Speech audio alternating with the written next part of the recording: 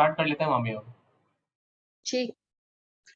तो हमको 2 से 3 साल हो गए थे बहुत सारे डॉक्टरों के चक्कर काटते हुए, लेकिन हमारे को उसको मेरे हस्बैंड को कोई फायदा नहीं हो रहा था। बहुत प्रॉब्लम बहुत ज्यादा बढ़ गई थी, चलने में बहुत प्रॉब्लम आ रही थी। हम दोनों माँ बेटी रोज दुआ करते थे, लेकिन हमारे को भी कुछ दिखाई नहीं दे रहा था कि क्या होने वाला है। इसी तरह से एक दिन मैं बीमार हुई और हम जो है डॉक्टर के पास गए, जो हमारे फिजिशियन है हम उनके पास गए।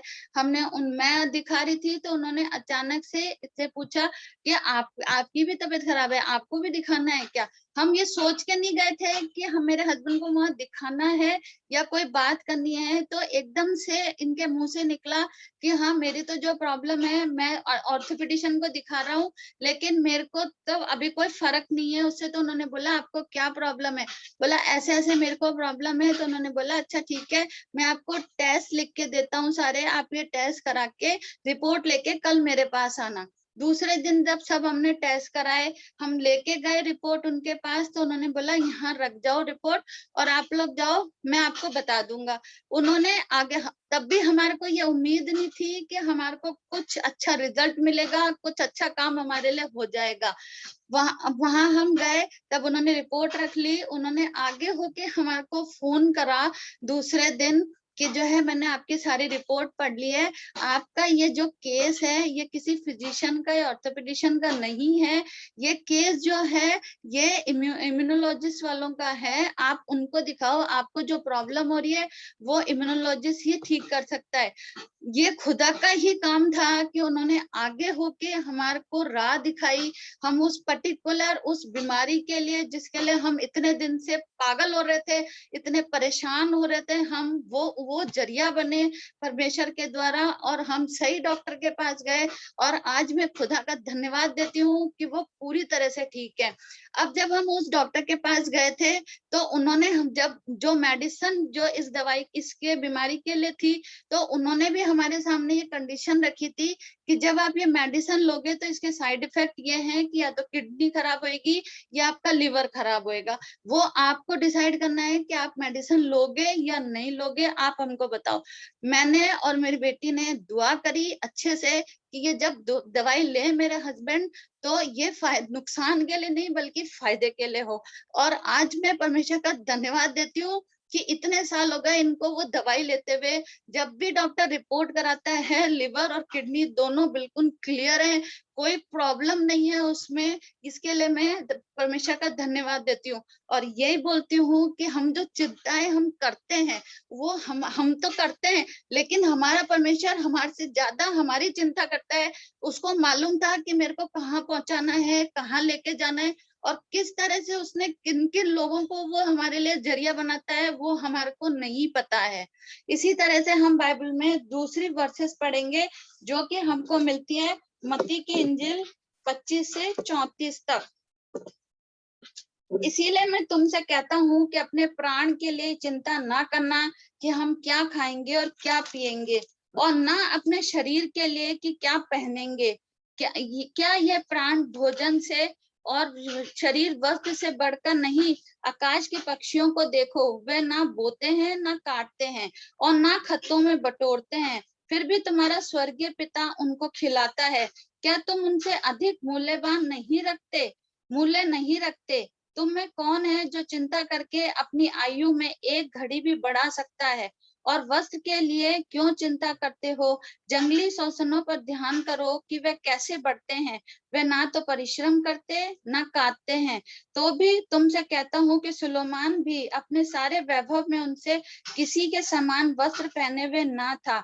इसीलिए जब परमेश्वर मैदान की घासों को जो आज है और कल भाड़ में झोंकी जाएगी ऐसा वस्त्र पहनाता है, तो है अल्प विश्वासियों तुमको वह इससे बढ़कर क्यों ना पहनाएगा। इसीलिए तुम चिंता करके ये ना कहना कि हम क्या खाएंगे, क्या पिएंगे या क्या पहनेंगे, क्योंकि अन्य जाति इन सब वस्तुओं की खोज में रहते हैं।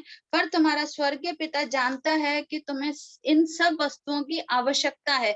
इसीलिए पहले तुम परमेश्वर के राज्य और उसकी धर्म की खोज करो, तो ये सब वस्तुएं भी तुम्हें मिल जाएंगी। अतः कल की चिंता ना करो, क्योंकि कल का दिन अपनी चिंता कर लेगा। आज के लिए आज ही का दुख बहुत है। मतलब हम इस वर्सेज में परमेश्वर ने हमारे सारे सवालों के जवाब दे दिए कि हमको किसी भी बात की चिंता नहीं करनी चाहिए, कि हमें पहले परमेश्वर की खोज करनी है, तब सब वस्तुएं हमें मिल जाएंगी। जब हम परमेश्वर की खोज करते हैं तो हमें परमेश्वर सब कुछ देता है। हाँ, कभी देर से मिलता है, पर सब मिलता है, पर हम ही जल्दी करते हैं। आज इस पैंडेमिक के समय में मैं यही बात बताऊंगी कि आज इस पैंडेमिक के समय की ही बात अगर मैं करूं, तो हमें जब ये पिछले साल स्टार्ट हुआ था तो सबको बहुत ही हर बात की चिंता थी, हर फील्ड में, हर एक काम में, सब में हम लोगों को बहुत चिंता थी। पर आज हम अपने आप को देखें तो हम बहुत अच्छे से खा रहे हैं। हर एक दिन हर कोई भी ऐसा नहीं है हम में से कि कोई भूखा सोया हो या कोई बीमारी, हाँ बीमारी आई, शैतान का हमला हुआ, पर परमेश्वर ने सबको उसमें से निकाल के खड़ा किया है, हमें इसमें से बाहर निकाला, क्योंकि हमारे परमेश्वर को हमारे से ज्यादा हमारी चिंता थी। यही बात मैं बताऊंगी, अपनी एक गवाही इसमें शेयर करूंगी कि जब हमने पहला वाला जो मकान किराए पे लिया था उसमें लिफ्ट नहीं थी, उसमें स्टेयर से हम 3rd फ्लोर तक चढ़ के जाते थे।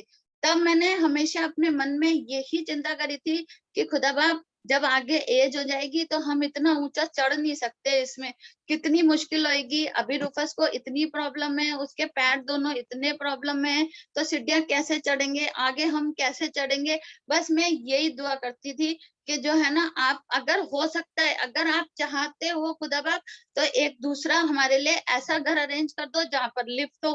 पर मैंने कभी सोचा नहीं था कि जो मैं बोल रही हूँ वो सच्ची में हो जाएगा, क्योंकि वो जानता था कि हमारी चिंता बिल्कुल सही है और उसको हमारे से ज्यादा चिंता थी। उसने पूरी तरह से हमारा साथ दिया और परमेश्वर ने हमारे को इस लायक बनाया। और ये जो है, परमेश्वर हमारे को जो है, सब लोगों को कुछ न किसी का जरिया बनाता है, उस तरह से वो अपने काम को पूरा करता है। और इस काम के लिए मैं बंटी को धन्यवाद दूंगी कि वो हमारा जरिया बना। जबकि हम तो सोच रहे थे कि हमारे को दूसरा लेने के लिए हमारे पास लोन के लिए कोई पैसा नहीं था, हमारे पास लोन नहीं होगा क्योंकि पहले वाला ही लोन पे था। लेकिन परमेश्वर ने आशीष दी, बंटी ने हमारा सारा काम कराया, पूरे अच्छी तरह से काम कराया, और आज हमको ये वाला घर मिल सका, उसके लिए मैं परमेश्वर का धन्यवाद देती हूँ। तो ये मैं चाहती हूँ कि मैंने तो सिर्फ चिंता करी थी, लेकिन उसने उस चिंता को पूरा करके दिखा दिया, इसके लिए मैं उसका धन्यवाद देती हूँ। ईशु हमें बताते हैं कि हमें चिंता क्यों नहीं करनी चाहिए। चिंता हमें आवश्यक बातों से भटका देती है। जब भी हम चिंता करते हैं तो जो आवश्यक बातें होती हैं, हमारा मन जो है पूरी तरह से सिर्फ उन्हीं बातों में होता रहता है कि अब आगे क्या होगा, अब ऐसा होगा, वैसा होगा। तो इसलिए हमारे को जो है चिंता सारी परमेश्वर के ऊपर छोड़ देनी चाहिए। हमारे को परमेश्वर क्या बोलता है, इसीलिए मैं तुमसे कहता हूँ कि अपने प्राण के लिए ये चिंता ना करना कि हम क्या खाएंगे और क्या पिएंगे। इन सब भौतिक वस्तुओं से बढ़कर हमारा जीवन है। तो बाइबल हमें बताती है कि मनुष्य सारा संसार प्राप्त कर ले और अपने प्राण की हानि उठाए तो क्या लाभ। मतलब एक स्टोरी है कि एक धनवान मनुष्य था, उसने अपने सारे गोदाम भर लिए और कहने लगा कि मैंने वर्षों का धन इकट्ठा कर लिया, इसीलिए हे मेरे प्राण खा पी और मस्त रहे। उसी रात उसके प्राण उससे ले लिए गए। वह सारा धन उसके किस काम आया। हम भी ऐसी ही बातें करते हैं, हाँ करनी चाहिए, पर पहले हमें सब बातों को परमेश्वर के सामने रखना चाहिए। जो बातें परमेश्वर की तरह से हैं उसमें कभी भी कोई रुकावट नहीं आती है। ये तो पक्की बात है कि जब हम परमेश्वर से मांगते हैं और परमेश्वर जब हमारे किसी भी काम में साथ देता है तो वो काम हमारा सीधा सीधा बिना किसी रुकावट के होता चला जाता है। लेकिन हम उस टाइम पे ये ध्यान ही नहीं देते कि ये काम हमारा इतना सफल, इतने अच्छी तरीके से कैसे हो गया। जब बाद में हमारे को ध्यान आता है तब जाके हम उसको धन्यवाद देते हैं। लेकिन ये हमारा फर्ज बनता है कि जब हम काम कर रहे हैं तो सबसे पहले हम परमेश्वर के हाथ में उस काम को रखें और उसके बाद ही वो काम स्टार्ट करें। तो वो काम हमारे लिए हमेशा, जो भी कुछ काम है वो हमेशा सफल होएगा। पर जो काम परमेश्वर की तरफ से नहीं है उसमें बहुत सी रुकावटें आती हैं। हम ये भी नहीं समझ पाते कि कभी-कभी परमेश्वर जो है, जो हम नहीं करना चाहते, हमारे लिए अच्छा नहीं होता है, उसमें इतनी रुकावटें डालता है, लेकिन हम नहीं समझ पाते। हम उस टाइम पे उसको बहुत ज़्यादा बकते हैं, उसको बहुत ज़्यादा बोलते हैं कि ये काम ऐसा क्यों नहीं हो रहा है? वो क्यों नहीं हो रहा है? क्योंकि उसमें हमारा कोई नुकसान होगा। इसीलिए परमेश्वर हमारे सामने इतनी रुकावटें डालता है कि वो रोकना चाहता है कि वो काम रुक जाए। और जब परमेश्वर की तरफ से जो काम नहीं होता, तो वो डेफिनेट है कि वो हमारे लिए आगे चल के कुछ ना कुछ उसमें नुकसान ही होता है। इसीलिए हमेशा जब भी कोई काम करें हम पहले परमेश्वर से माँगे, अपनी चिंताओं को उस पे डालें, उसके बाद ही हमारे को ज़िंदगी में आगे बढ़ना चाहिए। और हम परेशान हो जाते हैं कि ये काम नहीं हो रहा है, पर ये नहीं ध्यान देते कि इस काम से परमेश्वर खुश नहीं है, क्योंकि परमेश्वर हमें बोलता है नीति वचन 3, 5 से 7 तक कि जब हम संपूर्ण मन से परमेश्वर पे विश्वास करते हैं और अपनी समझ का सहारा नहीं लेते, तो परमेश्वर हमारी मदद ज़रूर करते हैं। ये मेरी फ़ेवरेट आयत है और इस आयत ने मेरे को आज तक अपनी नौकरी में सँभाल के रखा है। हर साल कोई ना कोई एक टेढ़ा मेरे पास फंसता है और कुछ ना कुछ प्रॉब्लम जरूर पूरे साल चलती है, लेकिन हमेशा ये आयत बोल के मैं स्कूल जाती हूँ रोजाना, अपनी ये आयत पढ़ के। और मैं सच बोल रही हूँ आप लोगों से कि साल के अंत में वो जाके या तो प्रिंसिपल को तारीफ करके जाता है, या जो है मेरी वाइस प्रिंसिपल है उनको तारीफ करके जाता है। और मेरी क्लास का रिजल्ट हर साल बहुत अच्छा होता है, हर बच्चा मेरी क्लास का पास होता है, चाहे बुद्धू से बुद्धू बच्चा हो, वो भी एंड में जाके पास होता है। उसके माँ-बाप जो है इतनी मेहनत करवा देते हैं कि वो बच्चा पास हो जाता है। इसलिए क्योंकि जब मैं क्लास स्टार्ट करती हूँ, तब मैं प्रेयर करवाती हूँ छोटे बच्चों से। मैं अपनी प्रेयर करती हूँ कि खुदा बाप इन छोटे बच्चों को जिसको आपने मेरे को दिया है, आशीष देना कि ये बच्चे जो है अच्छी तरह से पढ़ाई कर पाएँ और मैं जो है सच्चाई, ईमानदारी के साथ इनको पढ़ाने वाली हो सकूँ। तो इसीलिए परमेश्वर जो है बहुत आशीष देता है। ये वाली आयत जो है आप लोग भी अंडरलाइन करिए, ये बहुत काम आती है ये वाली आयत। नीति वचन 3, 5 से 7 तक। दूसरा पॉइंट है कि अगर हम चिंता करते हैं तो चिंता निराधार है। मत्ती 6:26 आकाश के पक्षियों को देखो, वे ना बोते हैं ना काटते हैं और ना खत्तों में बटोरते हैं, पर वो पूरे साल खाना खाते हैं और सब काम होते हैं उनके।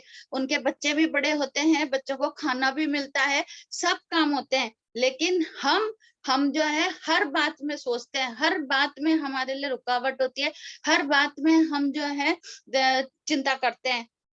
हम तो बहुत मूल्यवान हैं परमेश्वर के लिए, फिर वो हमारी चिंता क्यों नहीं करेगा? वो सब कुछ हमारे लिए सही समय पे पूरा करता है। हम उससे पहले जो समय हमारा है, उस पे हमारे लिए सब काम होते हैं, लेकिन हम उससे पहले ही हमारे लिए सब कुछ चाहना चाहते हैं, लेकिन वो कभी किसी को नहीं मिला है। तीसरा पॉइंट है मेरा, चिंता एक बुरा निवेश है। मत्ती 6:27 तुम में से कौन है जो चिंता करके अपनी अवस्था में एक घड़ी भी बढ़ा सकता है? हम चिंता करके अपनी आयु को ना तो बढ़ा सकते हैं और ना घटा सकते हैं और ना हम कुछ कर सकते हैं। सिर्फ हम सोचते रहते हैं और वही सारी चीजें हमारे हमारे बॉडी को कितनी सारी प्रॉब्लम्स देके चली जाती हैं। चिंता करके ना तो बढ़ सकते हैं और ना कम कर सकते हैं। जैसे कि यदि आपके पास धन है, तो आप उसे कहाँ निवेश करेंगे? जहाँ फायदा है, जहाँ घाटा है? नहीं, जहाँ हमारे को फायदा होता है, हम धन को वहीं लगाते हैं। वही इसी तरह से अगर आप अपने जीवन का निवेश परमेश्वर में होकर करेंगे, तो अनंत जीवन मिलेगा। बाइबल में से हम पढ़ेंगे पतरस 5 और 7 कि अपनी चिंता उसी पर डाल दो क्योंकि उसको तुम्हारा ध्यान है। जब हम अपना बोझ, अपनी चिंता उस पे डाल देते हैं, तो हमारे को एक मन की शांति मिलती है और हमारे को ये विश्वास हो जाता है कि हमारा जो भी काम है, जो भी हम कर रहे हैं, वो सब कुछ परमेश्वर सही करेगा और अच्छे से करेगा। हमारी सोच से ज्यादा अच्छा परिणाम हमारे को मिलता है जब हम उस पे विश्वास करते हैं। तो परमेश्वर परमेश्वर नहीं चाहता कि हम समस्या और बोझों को उठाकर घूमते फिरें। इस वचन में परमेश्वर ने पूरी तरह से कह दिया कि अपनी सारी चिंता और बोझ मुझ पर डाल दो, मैं तुम्हारे संभाले रखूंगा। परमेश्वर को हर उस बात का ध्यान है जो हमारे साथ घटती है। परमेश्वर के आगे हमारी हर समस्या व हर चिंता ना तो बड़ी है और ना छोटी है। जब हम हमारी समस्या व चिंताओं को परमेश्वर को दे देते हैं, तो वह हमें उस शांति को देता है जो कि हमारी समझ से परे होती है।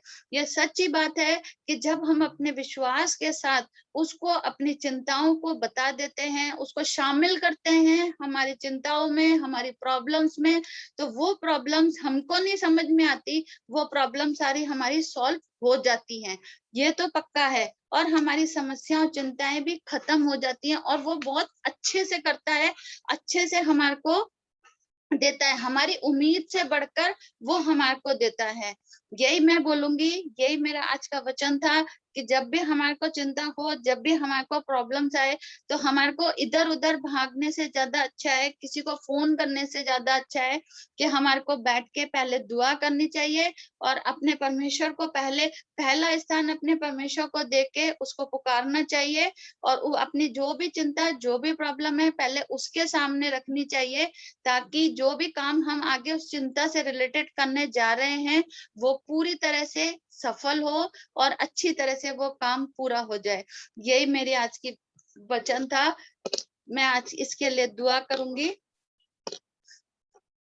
परमेश्वर, आप धन्यवाद देती हूँ खुदा बाप कि आपने मेरे को इस लायक बनाया कि मैं आपके लिए कुछ बोलने वाली हो सकी। खुदा बाप, जो भी कुछ मैंने बोला है परमेश्वर, उस पर आशीष देना कि वो फल लाने वाला हो सके। खुदा बाप, सब कुछ, हर एक बात को आपके हाथ में सौंपती हूँ।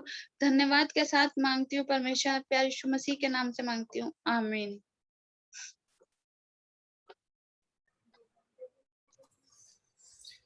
अब हम एंडिंग प्रेयर करेंगे माया स्टीफन के साथ।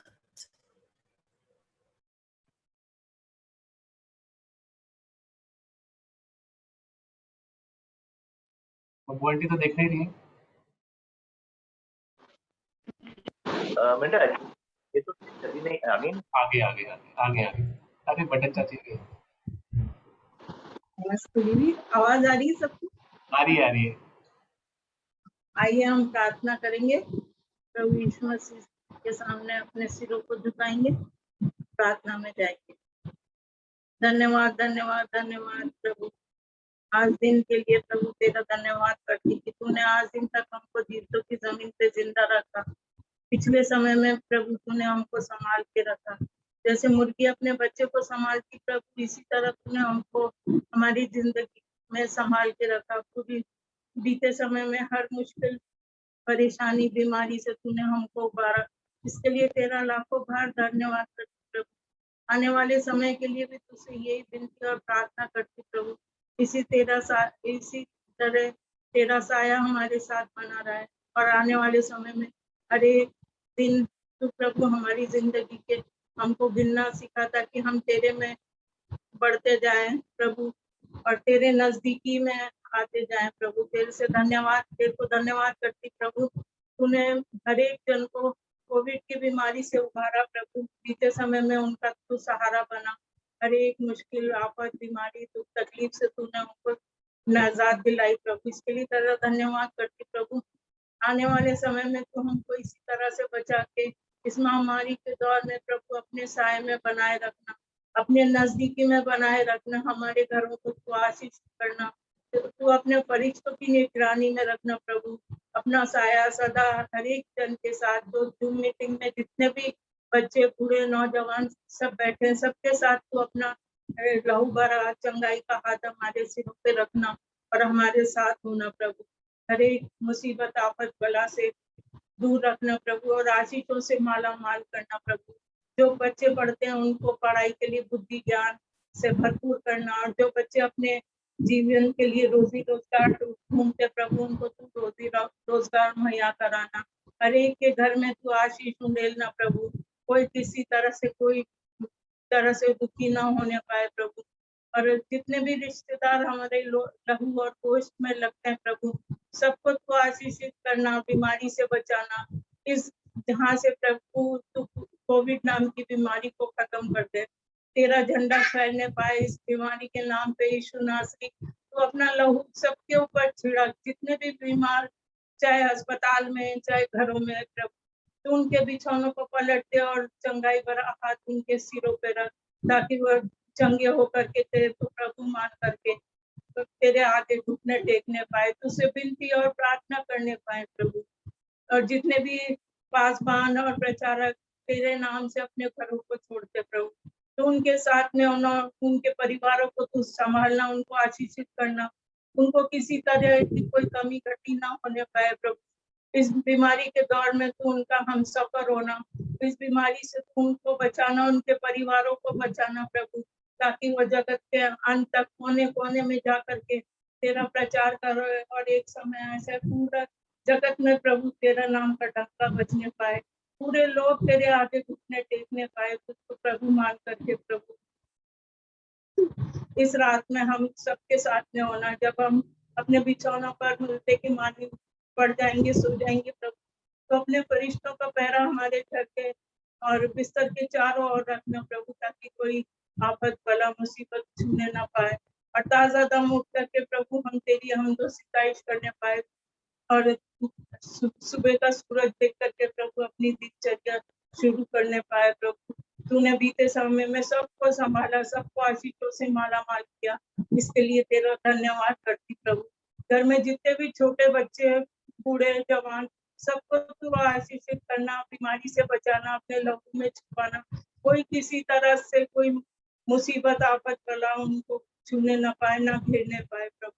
अब क्या मांगू, मांगने से पेश कर तू हमको आशीषों से माला माल करता है प्रभु। हमारे मांगने से पेश कर तू हमारी झोली में सब कुछ डाल देता है, इसके लिए तेरा लाखों बार धन्यवाद करती प्रभु।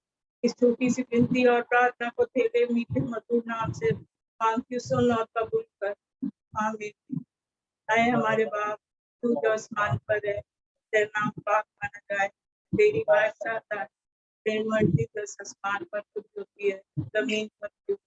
हमारे रोज की रोटी आज हमको दे, इस काम कसूर को माफ करते हैं क्योंकि हमारे कसूर माफ करते हैं, हमें आजमाइश में न डाल बल्कि बुराई से बचा, क्योंकि बादशाह कुदरत और जलाल हमेशा की नहीं। आमीन। सबको जय मसीह की, प्रेज द लॉर्ड। जय मसीह की, प्रेज द लॉर्ड। जय मसीह की सबको। जय मसीह की सबको, प्रेज द लॉर्ड।